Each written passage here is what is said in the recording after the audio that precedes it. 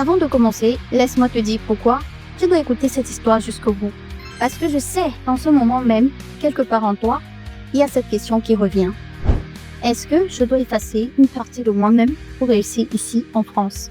Je sais que tu te regardes parfois dans le miroir et tu te demandes si ton accent est trop marqué, si tes cheveux sont trop toi, si ta manière d'être est trop intense, trop expressive ou trop africaine.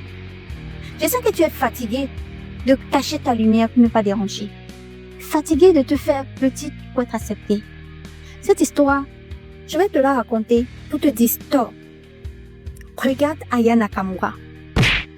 Regarde ce qui se passe quand une sœur refuse de se plier. Cette vidéo n'est pas juste sur une chanteuse à succès. Elle est faite pour toi. Afin que tu comprennes ce qui se passe quand une femme noire dit je refuse vos rêves dans un pays qui nous demande constamment de nous justifier. Alors reste avec moi parce que ce que tu vas comprendre va changer ta manière de voir ta place ici.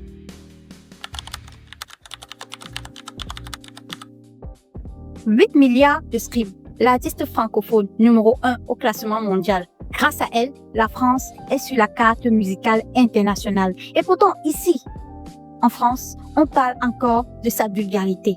Toi et moi, on sait exactement pourquoi. Laisse-moi te poser une question que tu t'es sûrement déjà posée. Combien de fois as-tu vu une femme blanche faire exactement la même chose qu'une sœur, mais être complètement traitée différemment? Quand une femme blanche porte des tenues sexy, on dit qu'elle est audacieuse. Quand une femme noire le fait, on dit qu'elle est vulgaire. Quand une femme blanche est directe et affirmée, on dit qu'elle a du leadership. Et nous, on dit qu'on est agressif. Quand elle célèbre sa sensualité, on dit qu'elle est libérée. Quand nous, on le fait, on dit qu'on est des provocatrices. Tu vois le pattern? Parce que moi, je le vois et je suis fatiguée. Aya Nakamura fait exactement ce que des dizaines d'artistes blanches ont fait avant elle. Elle s'habille exactement comme de nombreux artistes blanches l'ont fait avant elle et le font même toujours. Mais parce qu'elle est noire, issue de la banlieue, fière de ses racines maliennes, soudainement c'est un problème. On lui reproche de déformer la langue française, mais qui décide de ce qui est acceptable dans la langue? Et pourquoi toi, tu dois comprendre ça? Parce que ce qu'ils font à Aya, ils te le font aussi. Peut-être pas sur une scène médiatique, mais au travail, dans la rue, à l'école de tes enfants, dans les regards silencieux.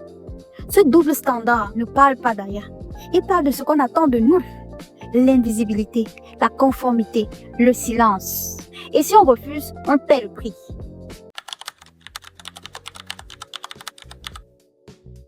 Mais écoute-moi bien, voici ce qui rend l'histoire d'Aya absolument essentielle pour toi.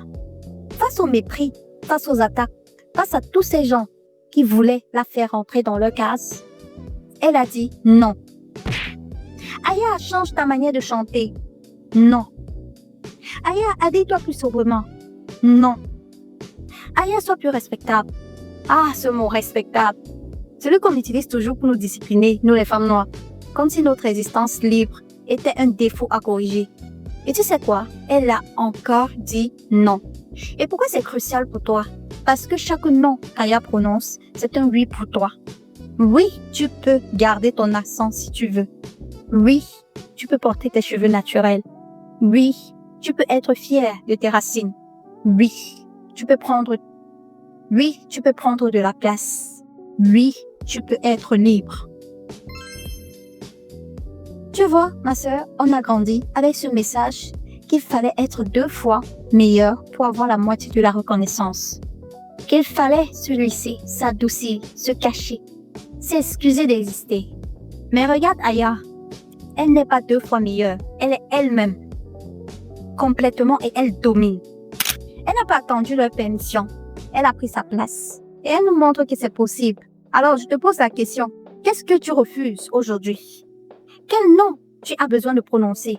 Parce que ta liberté, elle ne viendra pas de l'approbation. Elle viendra de ton courage à exister sans t'excuser. Et maintenant, parlons de quelque chose de douloureux. Parce que oui, les médias français la méprisent. Oui, certains la critiquent sans cesse. Mais Tu sais ce qui fait le plus mal? Quand ce sont nos propres communautés qui la jugent.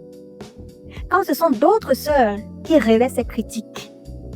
Qui disent, elle en fait trop, elle nous fait honte, elle n'est pas un bon exemple. Ma sœur, réfléchis une seconde.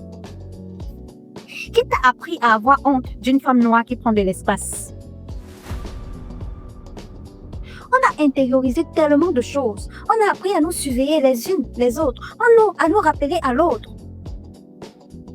À nous assurer qu'aucune d'entre nous ne dépasse les limites invisibles qu'on nous a imposées.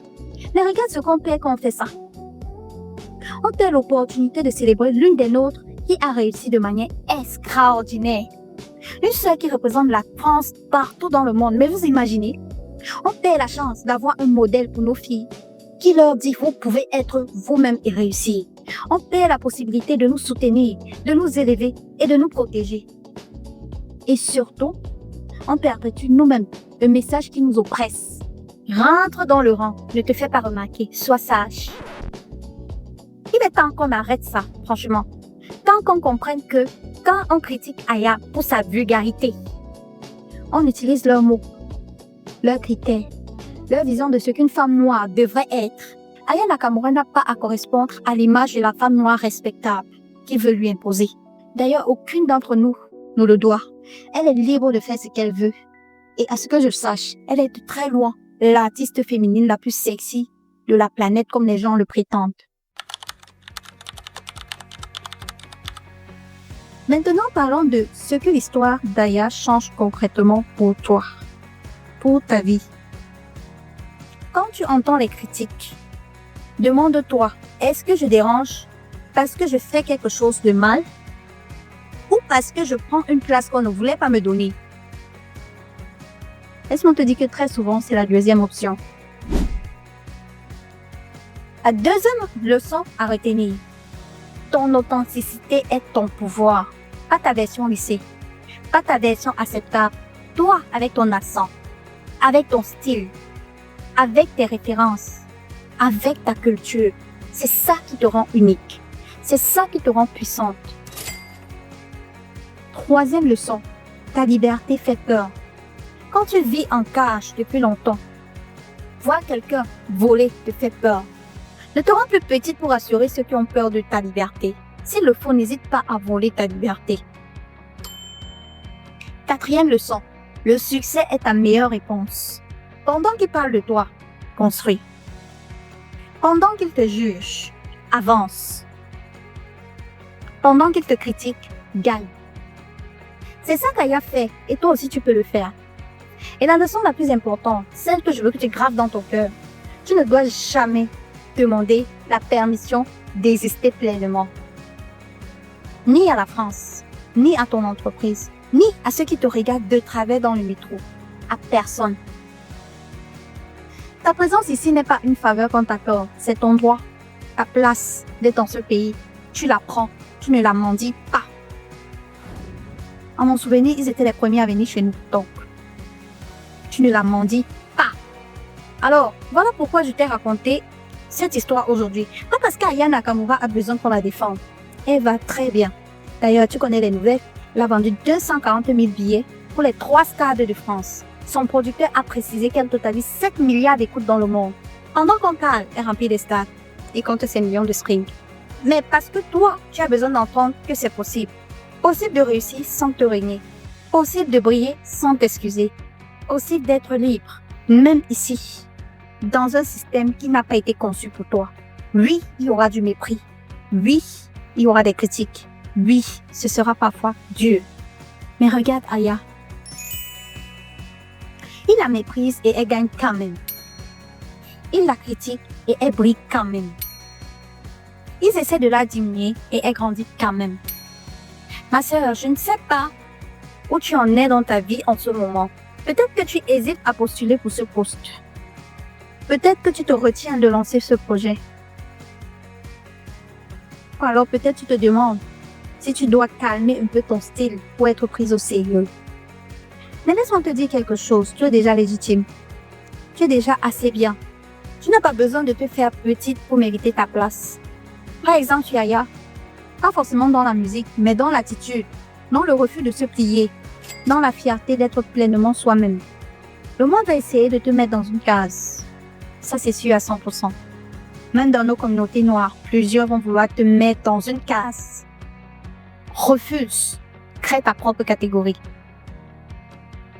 Aya Nakamura nous prouve quelque chose de fondamental. On peut être méprisé et gagner quand même. Être jugé et triompher quand même. Être attaqué et briller quand même.